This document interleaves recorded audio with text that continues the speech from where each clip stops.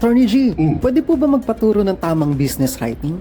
Meron muna akong dalawang paalala sa inyo. Number 1, huwag kayong magsusulat while you are on a heightened emotional state, ha? Yung tipong sobrang galit o sobrang malungkot. Ikapapahamak nyo lang yan. Kaya bago kayo magsulat, kalma muna. Pangalawa, kung magsusulat kayo, always assume nakakalat ang sulat ninyo at i-forward yan kung kani-kaninong tao. Unfortunately, natural na marites tayong mga Pilipino at karamihan sa atin hindi pa masyadong marunong ng proper internet or email etiquette. Ganito ako magsulat ng business letter. Ang first part ng business writing, yung tinatawag na pleasantries. Ang usual na ginagamit ko dito, greetings o kaya I hope this finds you well. Ang pangalawa ay ang introduction. Ito yung ini-introduce mo ang sarili mo. Usually, one sentence lang ito at ginagawa mo lang ito kung hindi ka pa kilala ng sinusulatan mo. Ang pangatlo ay ang purpose. Ano ba talaga ang sadya ng sulat mo? So karaniwan, ang ginagawa ko lang dito is I write to request for, I write to complain about, I write to reply to, or I write to thank you. Ang pang-apat naman ay yung reasoning or justification. Pumili ka lang ng tatlong pinaka-importanteng rason in order to justify